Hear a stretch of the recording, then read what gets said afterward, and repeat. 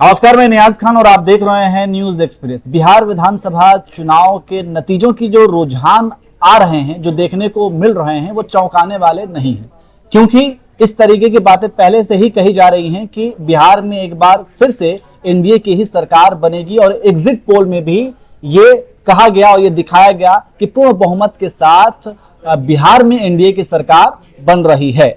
हालांकि अभी शाम तक सब कुछ क्लियर होगा, लेकिन अब तक तो रुझान में यही है कि पूर्ण बहुमत एनडीए को मिल रहा है। लेकिन इसमें सवाल अब यह है कि क्या इस बार बीजेपी सिंगल लार्जेस्ट पार्टी बनकर उभरेगी बिहार में? यह सबसे बड़ा सवाल है और इसी पर हम चर्चा करेंगे। और हमारे साथ चर्चा करने के लिए अमीन अहमद जी मौजूद हैं। अमीन जी, जिस तरीके से अगर हम 2020 विधानसभा चुनाव की बात करें तो उस वक्त बीजेपी को सिर्फ 74 सीटें मिली थी और आरजेडी को 75 सीटें मिली थी, यानी कि आरजेडी जो है सबसे बड़ी पार्टी बनकर के उभरी थी। लेकिन इस बार के चुनाव में बिल्कुल ही मामला उल्टा है। बीजेपी सबसे सिंगल लार्जेस्ट पार्टी बनती हुई दिख रही है। जी बिल्कुल सही बात है, लेकिन ये कम से कम जो है कहने का मतलब है कांग्रेस, आरजेडी या जो है कोई भी पार्टी है, ये सभी लोग जानते हैं कि प्रबंधन में बीजेपी का मुकाबला कोई नहीं कर सकता। बूथ लेवल से लेके जो है स्टेट लेवल से लेके केंद्र सरकार तक जो है ये सारी विफलताएं जो है उनकी सफलता है कि वो कैसे जो है अपनी चीजों को जो है एक एक छोटी चीज पे वो विश्लेषण करते हैं और उसी हिसाब से जो है आगे बढ़ते हैं, जिसका नतीजा दिखता है। काफी विश्लेषक ये बात कहते हैं कि बीजेपी हमेशा जो है चुनावी मोड में रहती है। आज यहाँ का चुनाव हुआ तो अगले चुनाव की तैयारी, ऐसा नहीं है। वो पहले से शुरुआत से ही वो हमेशा से चुनावी मोड में रहते हैं और चुनाव जीतने के लिए वो किसी भी स्तर से जा सकते हैं और अपने कार्यकर्ताओं को, अपनी स्ट्रेटेजी को हमेशा जो है वो जो है धार दिए रहते हैं। जबकि आप ये देख लीजिए कि चुनाव के जो नामांकन का आखिरी दिन, उस दिन तक जो है कांग्रेस में और आरजेडी में सिर्फ फुटबॉल चल रहा था।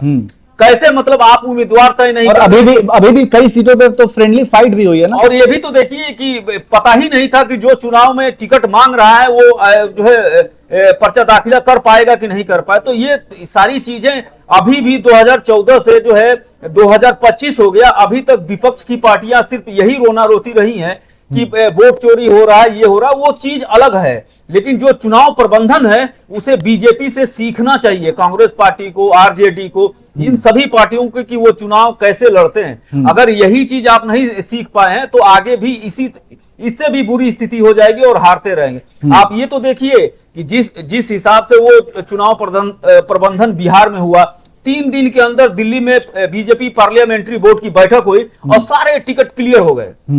वो इसके साथ साथ एलजेपी के साथ उनका गठबंधन था, उनको भी उन्होंने सीटें दे दी।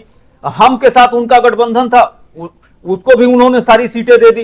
तो विवाद क्लियर रहा और विवाद उस तरह से नहीं रहा कि जितना सिर्फ फुटबॉल जो है आरजेडी कर रही थी और कि हमको इतनी सीटें चाहिए, कांग्रेस कह रहे थे हम तो 70 सीटें चाहिए, वीआईपी कह रहे थे मुझे 20 सीटें चाहिए, जो आज जो है ये रुझानों में कहीं पता नहीं चल रहा है। तो ये भी कहा जा सकता है कि आरजेडी को सबसे ज्यादा नुकसान जो है उनके सहयोगियों ने दिया है, जबकि बीजेपी के सहयोगी क्या कहते हैं, जेडीयू जो है 74 सीटों से लीड कर रही है और 84 सीटों से जो है क्या है बीजेपी लीड कर रही है। तो ये कहा तो जा सकता है ना कि बीजेपी चुनाव के प्रबंधन के बारे में मर्मज्ञ है। वो सारी चीजों को अच्छी तरह से हैंडल करते हैं, सारी चीजों को एक एक छोटे वीक पॉइंट को वो डिस्कशन करते हैं, फिर अपने कार्यकर्ताओं को संदेश देते हैं। पार्टी के सभी लोग उस चीज पे, आप ये देखिए कि पहले चरण के चुनाव से पहले भी ये मीडिया में ये खबर आने लगी कि नाराजगी है, 60-70 सीटें नहीं मिली। फिर उसके बाद से आरजेडी की तरफ से ये दबाव बनने लगा कि आप मुख्यमंत्री पहले घोषित करिए, फिर हम आपके साथ आपके कैंपेन में जाएंगे। तो ये जो चीजें हैं इसको जो है विपक्ष की पार्टियां जो है इस पे नहीं गौर करती या ना इसको दूर करने की सोचती हैं, और वो ये चाहती हैं कि बीजेपी जो एक संगठित कार्यकर्ताओं की पार्टी है, उनकी अलग एक रणनीति है, जो हमेशा चुनावी मोड में रहते हैं और वो चुनाव कैसे लड़ना है, उसका प्रबंधन कैसे कर, इतना बेहतरीन जो है प्रबंधन जो है भारत में और किसी भी पार्टी के पास नहीं। जी, तो ये चीजें सीखने वाली बात जो, हाँ, तो जो जैसा कि आपने कहा कि इलेक्शन मोड में रहना और इलेक्शन को किस तरीके से मैनेज करना है, इस काम में बीजेपी माहिर है और इससे दूसरे पार्टियों को सीखना चाहिए।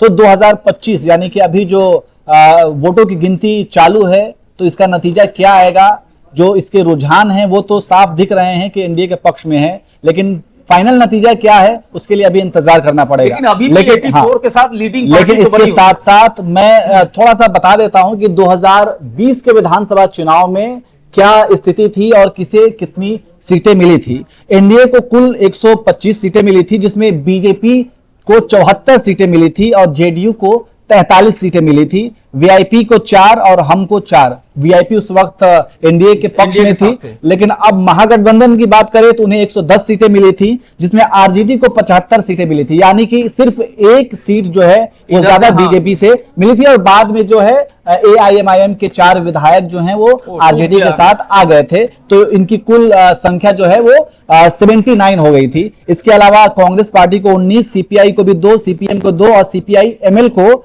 12 के आसपास। तो ये जो है वो पिछले चुनाव के तमाम आंकड़े हैं, सीटों के आंकड़े हैं, और अब आज जो नतीजे आएंगे उसके क्या आंकड़े होंगे वो देखने वाली बात होगी। लेकिन एक बात तो तय है और पूरी कह सकते हैं कि पूरी उम्मीद के साथ ये बात कही जा रही है कि बीजेपी ही इस बार के चुनावी नतीजों में सिंगल लार्जेस्ट पार्टी बनकर के उभरेगी, क्योंकि जो अभी रुझान देखने को मिल रहे हैं इन रुझानों में तो साफ यही दिख रहा है। वैसे आपको क्या लगता है, क्या आपको भी यही लगता है कि बीजेपी ही सबसे बड़ी पार्टी बनेगी इस बार के चुनाव में? आप भी कमेंट करके जरूर बताएं और अपडेट के लिए हमारे साथ लगातार जुड़े रहें और देखते रहिए न्यूज़ एक्सप्रेस।